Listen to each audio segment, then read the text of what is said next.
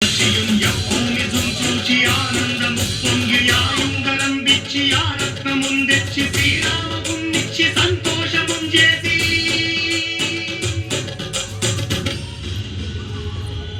ప్రభువులను కాపాడుకోవడానికి వాయువేగంతో పాతాళలోకానికి చేరుకున్న ఆంజనేయ స్వామికి సగం మొసలి సగం వానర రూపంలో ఉన్న వింత జీవి ముఖద్వారం వద్ద కాపలా కాస్తూ కనిపిస్తుంది.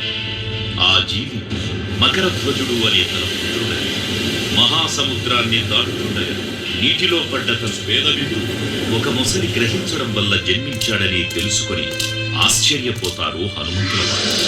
తన పుత్రుడిని యుద్ధంలో ఓడించి పాతాళలోకంలోకి ప్రవేశిస్తారు.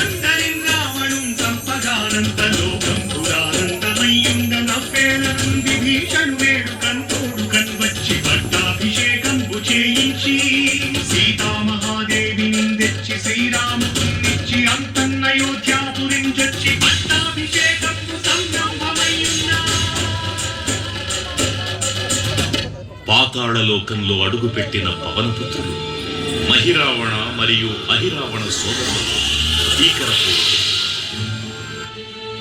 5 దిక్కులలో ఉన్న 5 దీపాలను ఒకేసారి ఆర్పడం ద్వారా మాత్రమే వారి మరణం సంభవిస్తుందని చెప్పగా, అప్పుడు మహాబలి 5 ముఖాల ధారణ చేసి పంచముఖ ఆంజనేయునిగా అవతరించి ఏకకాలంలో 5 దీపాలను ఆర్పివేసి ఆ దుష్ట సోదరులను తుదముట్టిస్తారు.